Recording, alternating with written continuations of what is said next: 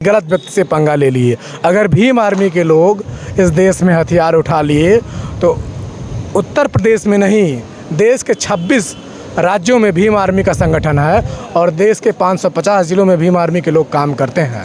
अगर एक एक लोगों को अगर काटा जाएगा तो मतलब कटने वालों की संख्या कम हो जाएगी, काटने वालों की संख्या ज़्यादा हो जाएगा। इस बात से भीम आर्मी के लोग डरते हैं। इस देश में 4 तरह की सिक्योरिटी है, X, Y, Z और Z+। इस देश में 24 लोगों को Z+ की सुरक्षा प्रदान है, जिसमें से 4 नचनियाँ हैं। मतलब 4 नचनियाँ। एक देखिए, ये सरकार बहुत ही निकम्मी है। ये सरकार इतनी निकम्मी है कि जब जब सड़क पे आंदोलन होता है तो उस आंदोलन को दबा देती है। ये सिर्फ मीडिया में जो लोग हैं उनको पैसे देकर अपनी दलाली कराती है, इसके अलावा और कुछ नहीं कराती है। आडंबर फैलाता है, धीरेन्द्र शास्त्री उसका नाम है, आडंबर फैलाता है तो उसको Y+ की सुरक्षा प्रदान है। लेकिन इस देश में जो बहुजनों की आवाज़ है, तो हिंदू राष्ट्र की मांग कर रहे हैं, न्याय के लिए लड़ता है, उसके लिए कोई व्यवस्था नहीं है। दोस्तों मेरा नाम है अशोक कुमार और आप इस वक्त देख रहे हैं इंडियन न्यूज़ डे। इस वक्त गोरखपुर यूनिवर्सिटी के सामने है और मेरे पीछे जो देख रहे हैं दृश्य, ये भीम आर्मी के लोग हैं। जिस तरीके से चंद्रशेखर आज़ाद के ऊपर हमला हुआ है, गोली चला है, उसको लेकर इन लोगों में रोष है। ये गोरखपुर में DM साहब के पास भी गए थे, ये विज्ञप्ति लेकर आए हैं, ज्ञापन मतलब मैं कहूँ तो ये DM साहब को भी दिए हैं। ये भीम आर्मी के जवान हैं और ये लोग भी, इन लोगों को क्या मतलब डर है क्या कि मतलब चंद्रशेखर आज़ाद को कहीं कुछ हो ना जाए, उसके लिए DM साहब के पास गए थे। शायद इस सब मुद्दों पे बात करूंगा। और अभी तक मैं कहूँ तो जो हमलावर है वो पकड़ा गया कि नहीं पकड़ा गया, और इन्हीं सब चीज़ों पे बात होगी। सबसे पहले आपका स्वागत है और ये बताइए, जिस तरीके से घटना हुआ पूरा देश में, देश के अलग अलग राज्यों में लोग मैं कहूँ तो ट्वीट कर रहे हैं उनके पक्ष के लिए, अभी तक क्या कार्रवाई हुई? देखिए, आपके चैनल को बहुत धन्यवाद देना चाहता हूँ। आपके चैनल को, जो कल की घटना हुई है हमारे माननीय चंद्रशेखर रावण जी के साथ, तो वो बहुत दुखद घटना है। कुछ मनवादी विचारधारा के लोगों ने उनके साथ व्यभिचारिक तरीके से आक्रमण किया है, जो वो नकारा व्यक्तियों ने किया है। अगर उन व्यक्तियों में दम हो तो वो सामने से किसी प्रकार से आक्रमण करें तो उनको ईंट का जवाब पत्थर से दिया जा सकता है। और अभी तक वो जो हमलावर हैं गिरफ्तार नहीं हुए हैं। हम यही चाहते हैं आपके चैनल के माध्यम से, और हम लोगों ने ज्ञापन दिया है राज्यपाल महोदय को, राष्ट्रपति महोदय को, प्रधानमंत्री को, गृह मंत्री को, सभी लोगों को मैंने ज्ञापन दिया है, 10 ज्ञापन। उसमें ये अनुरोध किया है कि भीम आर्मी के जो चीफ हैं चंद्रशेखर रावण जी को, उनको Z की सुविधा दी जाए, क्योंकि इस देश में जो नचनिया बजनिया गाने वाले लोग हैं, जो धर्म के प्रचारक हैं, उनको Z की सुविधा दी जा रही है सरकार के द्वारा।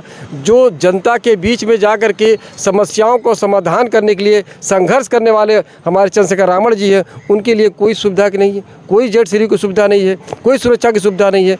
इस तरीके से नकारा लोग जो पोषित हैं, मनवादी लोग जो पोषित हैं, वो इस तरीके से घटना कर रहे हैं, जो बहुत ही निंदनीय है। अगर इस घटना के बारे में और उनको गिरफ्तार नहीं किया गया तो इस भारत देश में बहुत उग्रवादी तरीके से उग्र हो जाएंगे हमारे भीम आर्मी के चीफ के साथ जो कार्यकर्ता हैं। सरकार कह रही है, इस तरीके से आप ब्लेम लगाए, जो धर्म वाले लोग हैं उन लोगों को Z+ सुरक्षा दे रही है, जो समाज में लड़ रहे हैं जैसे चंद्रशेखर हैं उनको क्यों नहीं दे रही, ये कहने का मतलब है। लेकिन सरकार कह रही है यहाँ पे कानून व्यवस्था ठीक है, तो कानून व्यवस्था ठीक है तो आपको नहीं लग रहा है कि मतलब इस तरीके से अगर कानून व्यवस्था अगर ठीक होती तो इस तरह से अचानक आकस्मिक रूप से किसी को गोली बरसाना, ये कानून व्यवस्था ठीक होने का कोई परिचय है? ऐसे कानून व्यवस्था क्या फ़ायदा जब अचानक कोई आदमी गोली चलते हुए रास्ते में गोली, कार में गोली चला दे रहा है? ये क्या कानून व्यवस्था है? ये मतलब भीम आर्मी के लोग किस पे शक कर रहे हैं, क्या लग रहा है, मतलब कौन से हमलावर है, किसके द्वारा कराया जा रहा है? ये हम तो यही कहेंगे कि जो हमलावर है ये मनुवादी हैं। मनुवादी हैं? जी हाँ, ये बहुत बड़ा गंभीर आरोप है। जी हाँ, मनुवादी आरोप है। मनुवादी लोग ही करा रहे हैं और कर रहे हैं। जहाँ जहाँ भी इस तरह से घटनाएं हो रही हैं, ये सारे मनुवादी लोग हैं।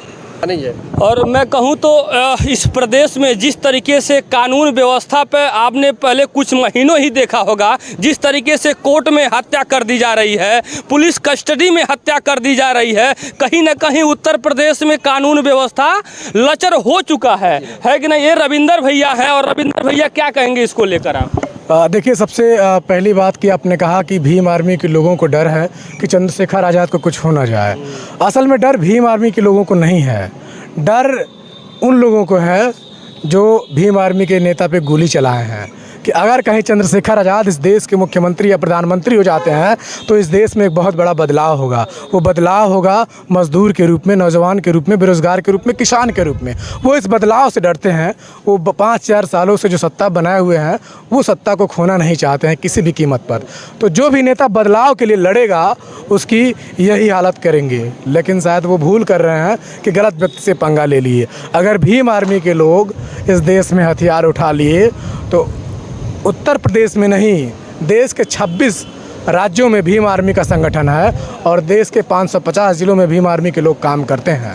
अगर एक लोगों को अगर काटा जाएगा तो मतलब कटने वालों की संख्या कम हो जाएगी, काटने वालों की संख्या ज़्यादा हो जाएगा।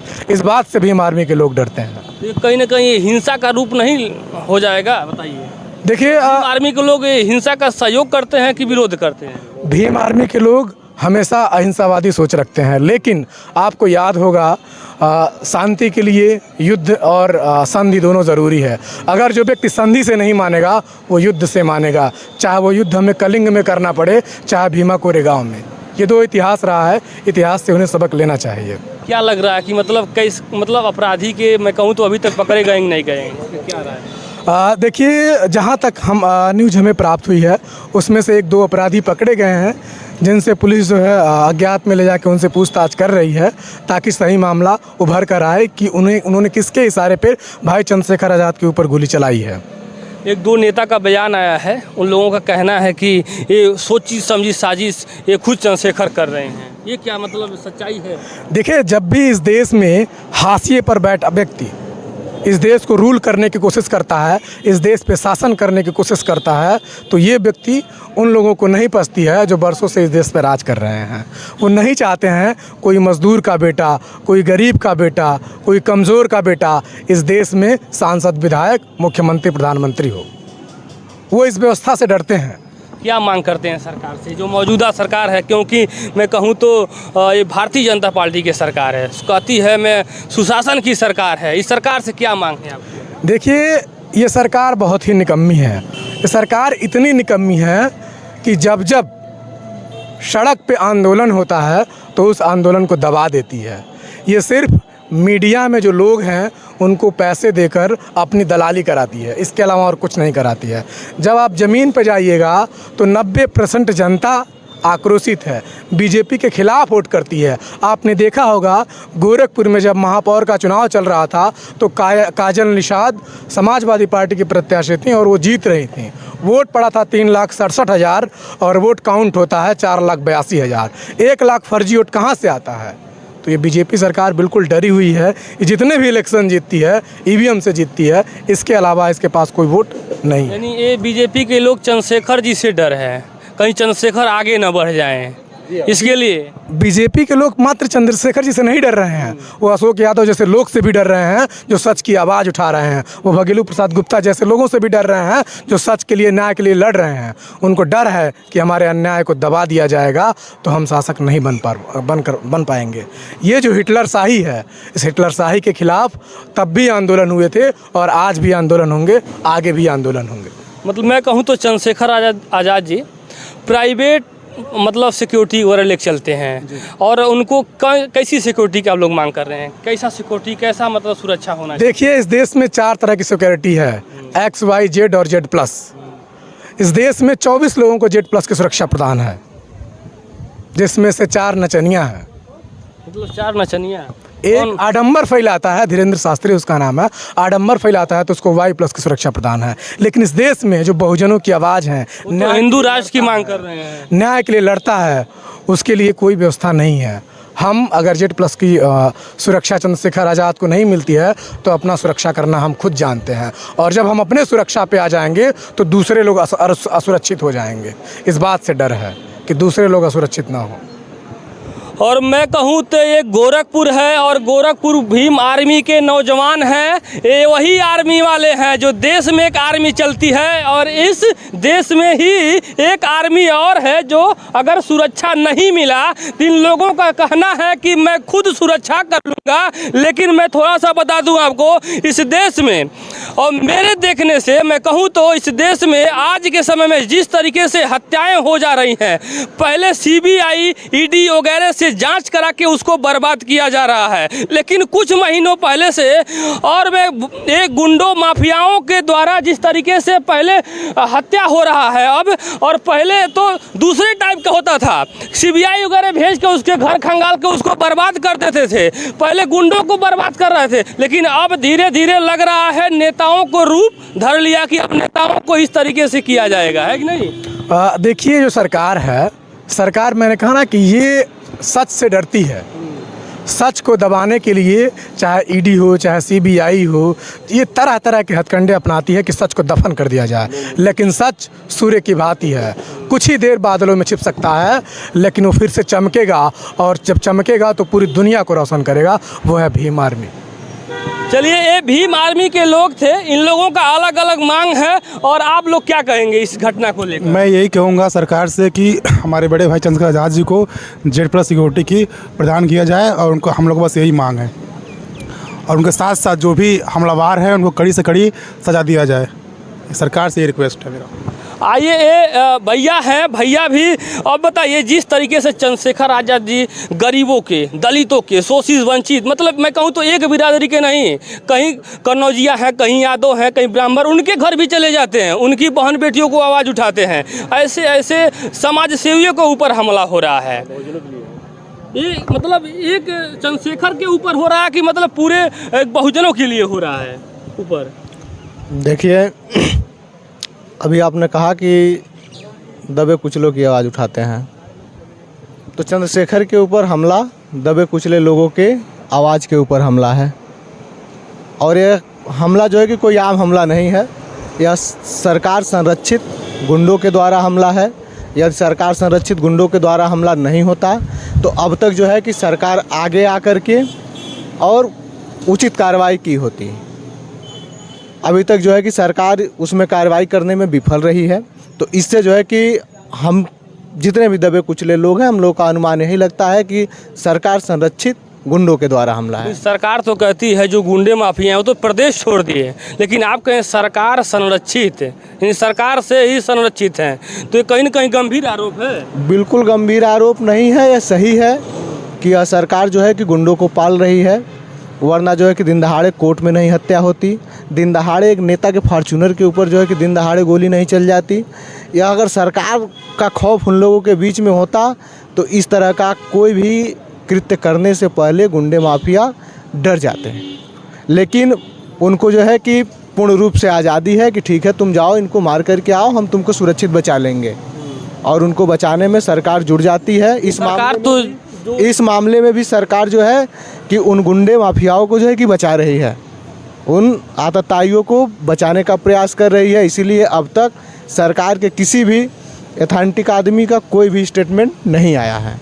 चंद्रशेखर आज़ाद कोई छोटी हस्ती तो है नहीं, न ही किसी गांव के जो है किसी पिछड़े क्षेत्र के आदमी हैं। चंद्रशेखर आज़ाद इस देश की 140 करोड़ जनता की आवाज़ है। अलग बात है कि संसद में न रोड पर उनकी आवाज़ बनते हैं, लेकिन उनकी आवाज़ है, उनकी आवाज़ को जो है कि दबाया, उनकी आवाज़ पर गोली चलाई जा रही है, लेकिन यह सरकार मूक दर्शक बन करके देख रही है। और हमें जहाँ तक लगता है कि सब सरकार के इशारे पर है, सब सरकार के इशारे पर ही हो रहा है। और मैं कहूँ तो ये भैया है, भैया को भी दुख है, क्योंकि अगर सरकार तत्काल कार्रवाई कर देती तो ये लोग भी संतुष्ट हो जाते, है कि नहीं भैया। और ये अगर सरकार उस जिन्होंने हमला किया है चंद्रशेखर के ऊपर, अगर उसको बंद कर देती जेल में और उसको जो भी कानूनन सज़ा होता है और सज़ा दे देती, तो आज ये लोग यूनिवर्सिटी के सामने गोरखपुर में ये दुख नहीं व्यक्त करते, है कि नहीं भैया। तो मैं सरकार से यही कहूँगा जाते जाते, जो भी एक घटना हुआ है, जिन्होंने कहा है एक गलत हुआ है, जिन्होंने एक घटना का अंजाम दिया है, उसको मुख्यमंत्री साहब आपसे हाथ जोड़ के निवेदन है कि आप लोग इकट्ठे। और हाँ, ये भैया हैं और देखिए एक चाचा भी कुछ कहना चाह रहे हैं, क्या कहेंगे आप। देखिए, सरकार हमारे चंद्रशेखर आज़ाद से इतनी डरी हुई है उनकी लोकप्रियता को देख करके कि वो भविष्य में सोच रही है कि आने वाले समय में ये हमारे देश के प्रधानमंत्री हो सकते हैं। इतनी डरी हुई है कि तमाम तरह की उनके ऊपर धाराएं लगा करके मुकदमे में जेल में डाला, तमाम तरह का उसमें केस लगा, हत्या तमाम तरह के उनके हत्याएं करने की भी कोशिश की है। ये भी घटना बहुत निंदनीय है कि अभी जा रहे थे ये, उनके गाड़ी पर जो हमला हुआ वो बहुत ही निंदनीय है। इसी संदर्भ में हम लोग जिला अधिकारी को वहाँ एक उनकी सुरक्षा को मांग के लेते हुए कम से कम वायु श्रेणी सुरक्षा उनको मुहैया कराया जाए, यही हम लोगों की डिमांड है। आपने डीएम साहब से मिला है, वायु श्रेणी का सुरक्षा मांगा है, जिससे आपके चंद्रशेखर जी को सुरक्षित रहें, उसके ऊपर उनको सुरक्षित कर दिया जाए, चाहे कि जिससे कि चंद्रशेखर जी को किसी भी तरीके से कोई घटना उनके ऊपर कोई भी इल्ज़ाम न दे पाए, कोई भी घटना उनको सुरक्षित। जब इनके नेता सुरक्षित रहेंगे तभी तो इन लोगों के लिए आवाज़ उठाएंगे, गरीबों की आवाज़ उठाएंगे, रोड पे लड़ेंगे। तो मैं सरकार से भी निवेदन करूंगा, ऐसे अपराधियों को जेल में डालें और कठिन से कठिन, कठोर से कठोर कार्रवाई करने का आपसे निवेदन है। हे योगी जी, जल्द से जल्द उसको पकड़ के जेल में डालिए, क्योंकि एक बहुजन समाज का नेता आज मैं कहूँ तो किसी तरीके से बचा है, तो ये कहीं ना कहीं किसी न किसी का कृपा है, इन लोगों का दुआ है। तो चलिए बस इतना ही, फिर मिलते हैं नए खबर के साथ। जय हिंद, जय भारत।